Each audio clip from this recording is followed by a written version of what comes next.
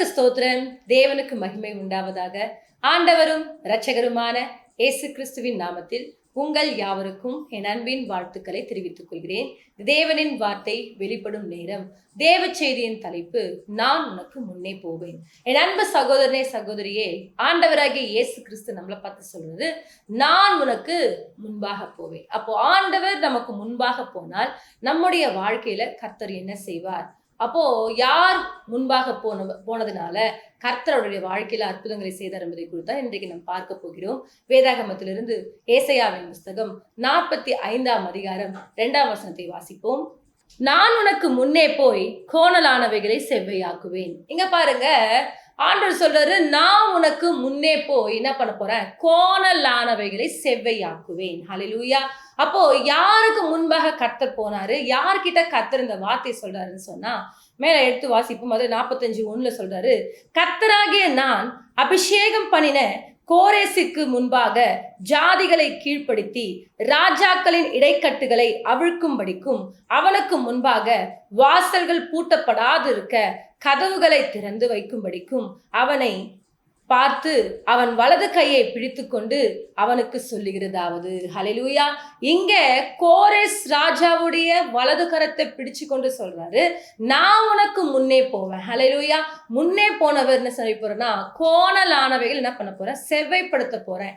ஏன் கோரேஸ் ராஜாவுக்கு முன்பாக கர்த்தர் முன்னே போனார்? அவருடைய வலது கரத்தை ஏன் பிடிச்சு கொண்டு கர்த்தர் சொல்றாரு, நான் உனக்கு முன்னாடி போவேன், கோணலான வழிகளை ஏன் செவ்வைப்படுத்துவேன்னு சொல்றாருன்னு சொன்னா, அதுலயே 44ஆம் அதிகாரம் 28ஆம் வசனத்தை வாசிக்கும் பொழுது, கோரேசை குறித்து, அவன் என் மேய்ப்பன், அவன் எருசலேமை நோக்கி நீ கட்டப்படு என்றும் தேவாலயத்தை நோக்கி நீ அஸ்திபாரப்படு என்று சொல்லி எனக்கு பிரியமானவைகள் எல்லாம் நிறைவேற்றுவான் என்று சொல்லுகிறவர் நான். ஹல்லேலூயா.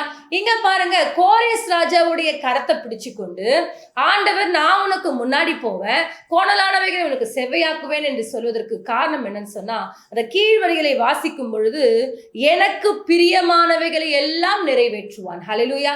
அப்ப பாருங்க, கோரேஸ் ராஜா எப்படிப்பட்டவர்னு சொன்னா, பிரியமானவைகளை, அதாவது தேவனுக்கு பிரியமானவைகளை செய்யக்கூடிய ஒரு மனிதன்.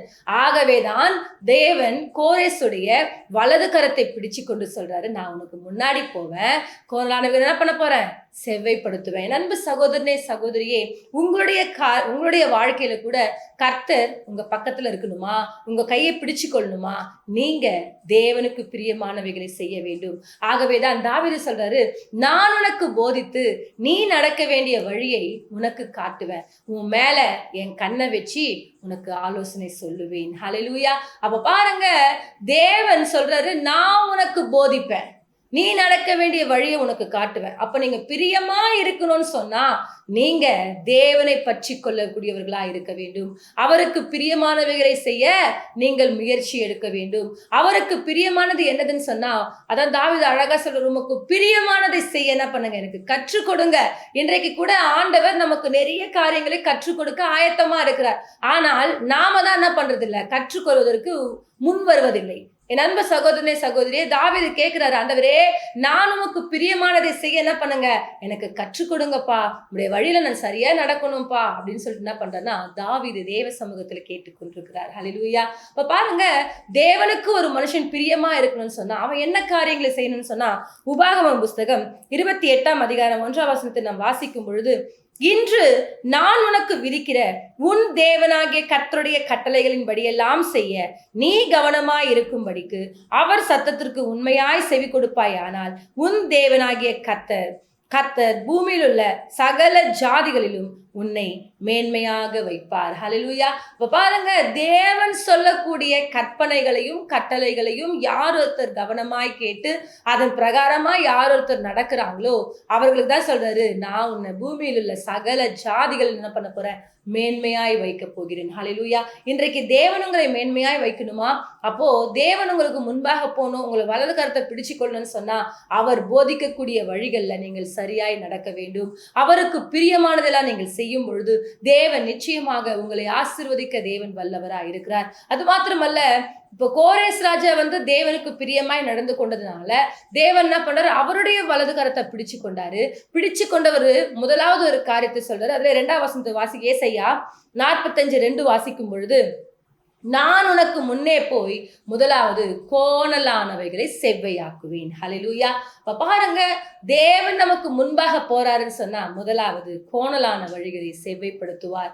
ஒருவேளை நீங்க தேவனை ஏற்றுக்கொண்டு ஞானஸ்தானம் பெற்று அவருடைய பிள்ளைகளாய் மாற்றப்பட்டு அவருக்கு பிரியமில்லாத பாவ காரியங்கள் செய்து கொண்டிருப்பீர்கள் என்று சொன்னால், விபச்சாரம், வேசித்தனம், கோபங்கள், கசப்புகள், வெறுப்புகள், பொறாமைகள், எரிச்சல்கள், இப்படிப்பட்ட தேவனுக்கு பிரியமில்லாத காரியங்கள் உங்களுக்குள்ள ஒரு வேளை இருக்கும்னு சொன்னா, உங்களுடைய கோணலான வழிகளை தேவன் செவ்வைப்படுத்த வல்லவராய் இருக்கிறார். நிறைய பேர் பாருங்க, நான் ஆலயத்துக்கு போறேன், நல்லாதான் ஜெபிக்கிறேன், நல்லாதான் வேதத்தை வாசிக்கிறேன், நல்லாதான் என்ன பண்றேன், உற்சாகமா ஊழியத்தை எல்லாம் செய்யறேன், ஆனால் என்னால மறைமுகமான ஒரு சில பாவங்கள்ல இருந்து விடுபட முடியல, நல்லா பரிசுத்தமாய் வாழ முடியலன்னு சொல்லிட்டு அநேக நேரங்களில் ஃபீல் பண்ணி கொண்டிருக்கிறீங்கல்ல. ஆகவேதான் சொல்றேன், நான் உனக்கு முன்னாடி போவேன் மகனே, நான் உனக்கு முன்னாடி போவேன் மகளே, நான் உனக்கு முன்னாடி போனா உன்னுடைய எல்லா விதமான கோணலான வழிகள் நான் என்ன பண்ணுவேன், செவ்வைப்படுத்துவேன். ஹல்லேலூயா. இன்றைக்கு நிறைய பேருக்கு பாவத்துல வாழ்வது விருப்பம் இல்லை. என்ன பண்றது, தெரியாம என்ன பண்றோம், பாவம் செய்துடுறோம். அதனால சொல்றாரு, நீங்கள் பரிசுத்தமாய் வாழணும்னு சொல்லிட்டு நிறைய பேர் ஏக்கத்தோடு கூட இருக்கீங்க இல்லையா. ஆகவே இன்றைக்கு கர்த்தர் சொல்றாரு, நான் உனக்கு முன்னாடி போனா உன் கோணலான வழியெல்லாம் நான் என்ன பண்ணுவேன், செவ்வைப்படுத்துவேன். ஹல்லேலூயா. அப்போ தேவனுக்கு நீங்கள் பிரியமாய் நடக்கும் பொழுது தேவன் உங்களுக்கு முன்பாக சென்று உங்களுடைய எல்லா விதமான கோணலான வழிகளை தேவன் என்ன பண்ணுவாரு, செவ்வைப்படுத்துவார். என்று யாரெல்லாம் உங்களை அற்பமாய் பார்த்தாங்களோ, யாரெல்லாம் உங்களை குறைவாய் பார்த்தாங்களோ, யாரெல்லாம் இதெல்லாம் ஒரு கடவுளை தேடுற மகளான்னு சொல்லிட்டு உங்களை குறைவாய் பார்த்தார்களோ, அவர்கள் மத்தியில தேவன் உங்களை எல்லா விதமான கோணலான வழிகளுக்கும் உங்களை நீங்களாக்கி ரட்சிக்கணும்னு சொன்னா, நீங்கள் அவருக்கு பிரியமானதை செய்ய என்ன பண்ணோம், முற்பட வேண்டும். ஹல்லேலூயா. இந்த வார்த்தைகளை கேட்டுக்கொண்டிருக்கிற அன்பு தேவச்சனமே, ஒருவேளை நீங்க பாவக்காரியங்கள் இருக்கிறீங்களா, இன்றைக்கு தேவனை பார்த்து சொல்லுங்க, ஆண்டவரே, அன்றைக்கு கோரேஸ் ராஜாவுடைய வலது கரத்தை பிடித்து கொண்டு நான் உனக்கு முன்னே போய் கோணலானவைகள்லாம் சேவை பண்ணுவேன்னு சொன்னீங்களேப்பா, என்னுடைய கரத்தையும் நீங்க பிடிச்சு கொண்டு என்னுடைய வழிகளை நீங்க என்ன பண்ணுங்க, என்னை செவ்வைப்படுத்துங்கப்பான்னு சொல்லிட்டு நீங்கள் கேட்பீர்கள் என்று சொன்னால், நிச்சயமாக தேவன் உங்கள் கோணலான வழிகள் எல்லாம் செவ்வைப்படுத்தி உங்களை தேவன் பரிசுத்தப்படுத்த வல்லவராய் இருக்கிறார். ஹல்லேலூயா. அது மாத்திரமல்ல, அதுல இரண்டாவது ஒரு காரியத்தை வாசிப்போம். ஏசாயாவின் புஸ்தகம் 45ஆம் அதிகாரம் 4ஆம் வசனத்தை வாசிக்கும் பொழுது, வெண்கல கதவுகளை உடைத்து இருப்பு தாழ்பால்களை முறித்து அந்தகாரத்தில் இருக்கிற பொக்கிஷங்களையும் ஒளிப்பிடத்தில் இருக்கிற புதையல்களையும் உனக்கு கொடுப்பேன். நான் என் தாசனாகிய யாக்கோபின் நிமித்தமும் நான் தெரிந்து கொண்ட இஸ்ரவேலின் நிமித்தமும் உன்னை பேர் சொல்லி அழைத்து நீ என்னை அறியாதிருந்தும் உனக்கு நாமம் தரித்தேன். ஹல்லேலூயா. இங்க பாருங்க, ஆண்டவர் ஒரு மனுஷனுக்கு முன்பாக கடந்து போவார் என்று சொன்னால், முதலாவதாக அவனுடைய கோணலான வழிகளை தேவன் என்ன பண்ணுவாராம், செவ்வைப்படுத்துவார். இரண்டாவதாக வெண்கல கதவுகளை உடைத்து இருப்பு தாழ்பால்களில் முறித்து அந்த காலத்தில் இருக்கிற பொக்கிஷங்களையும் ஒளிப்பிடத்தில் இருக்கிற புதையல்களையும் தேவன் உங்களுக்கு கொடுக்கணும்னு சொன்னா, நீங்கள் தேவனுக்கு பிரியமுள்ளவர்களாய் நடக்க வேண்டும். அன்றைக்கு கோரேஸ் ராஜாவுடைய வலது கையை பிடித்து கொண்டு அவன் எனக்கு பிரியமானதை எல்லாம் செய்தான், ஆகவே அவனுக்கு நான் முன்னாடி போயிட்டு அவனுடைய எல்லா விதமான கோணலான வழிகளை நான் செவைப்படுத்தினேன். அதே போல இரண்டாவது சொல்றாரு, வெண்கல கதவுகள், உங்களுக்கு ஆசீர்வாதத்துக்குரிய என்ன காரியங்கள் தடையாய் காணப்படுதோ எல்லா விதமான தடைகளையும் தேவன் என்ன பண்ண போறாம், வெண்கல கதவுகளை உடைத்து இருப்பு தாழ்பால்களை முறித்து அந்த காலத்தில் இருக்கிற பொக்கிஷங்களையும் ஒளிப்பிடத்தில் இருக்கிற புதையல்களையும் தேவன் உங்களுக்கு கொடுக்க வல்லவராய் இருக்கிறார். ஹல்லேலூயா. ஆகவே தாங்க தேவன் ஒரு மனுஷனுக்கு முன்பாக கடந்து போகணும். அப்ப தேவன் ஒரு மனுஷனுக்கு முன்பாக கடந்து போனார் என்று சொன்னால், உங்கள் வாழ்க்கையில எல்லா தடைபட்டு போன ஆசீர்வாதங்களையும் தேவன் கொடுக்க வல்லவராய் இருக்கிறார். இன்றைக்கு கூட பாருங்க, நான் எவ்வளோ ஜெபம் பண்றேன், என்னுடைய வாழ்க்கையில ஏன் ஆசீர்வாதம் இல்லாமல் காணப்படுதுன்னு தெரியல, நான் தேவனுக்கு பிரியமானதான் செய்யறேன், ஆனால் என்னுடைய வாழ்க்கையில ஏதோ ஒரு நன்மை குறைபட்டு காணப்படுதுன்னு சொல்லிட்டு ஏக்கத்தோடு இந்த நிகழ்ச்சியை பார்த்து கொண்டிருக்கிற அன்பு தேவச்சனமே, உங்களுடைய வாழ்க்கையில கூட நீங்கள் தேவனுக்கு இன்னும் பிரியமாய் நடந்து கொள்ள பிரயாசப்பட வேண்டும். யாரொருத்தர் தேவனுக்கு உண்மையாய் நடந்து கொண்டு தேவனுடைய வழிகளில் நடந்து அவருக்கு பிரியமானதெல்லாம் செய்றீங்களோ, உங்களுக்கு தேவன் என்ன சொல்றாருன்னு சொன்னா, வெண்கல கதவுகளை உடைப்பாராம், இருப்பு தாழ்பால்களை முறிப்பாராம். ஹல்லேலூயா. உங்களுக்கு பிசாசனம் தடைப்படுத்தி வைத்திருக்கிற எல்லா ஆசீர்வாதங்களையும், நான் எவ்வளோ சம்பாதிச்சேங்க, அந்த பணமெல்லாம் எனக்கு வராம இருக்குதுங்க.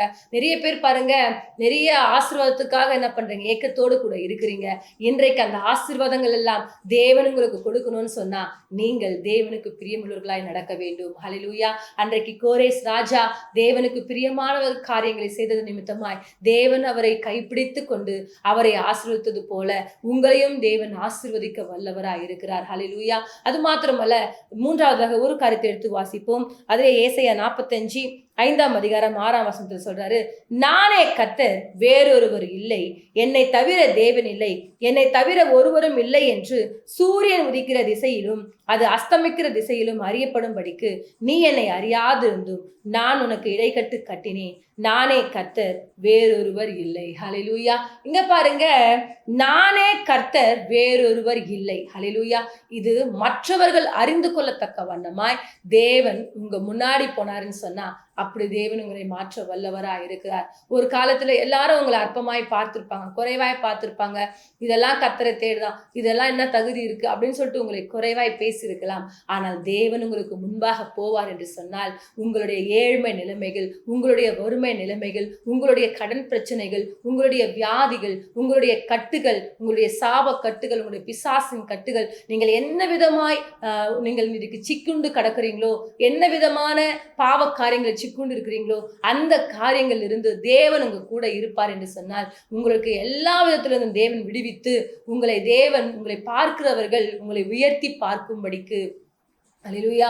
ஆகவேதான் தாவீது சொல்ற, என் உண்மையும் கிருபையும் அவனோடு இருக்கும், என் நாமத்தினாலே அவன் கொம்பு உயரும். ஹல்லேலூயா. அப்போ தேவனுடைய உண்மையும் கிருபையும் உங்க கூட இருந்து அவர்தான் மெய்யான தெய்வம், அவரை தவிர வேறொரு தேவன் இல்லை என்று சொல்லி இந்த மகனை உயர்த்தின தேவன் எங்களையும் உயர்த்துவார் என்று சொல்லி உங்களை பார்க்கிறவர்கள் உயர்த்தி பேசும்படிக்கு தேவன் அப்படிப்பட்ட அற்புதங்களையும் அதிசயங்களையும் உங்களுடைய வாழ்க்கையில செய்ய வல்லவராய் இருக்கிறார். ஹல்லேலூயா.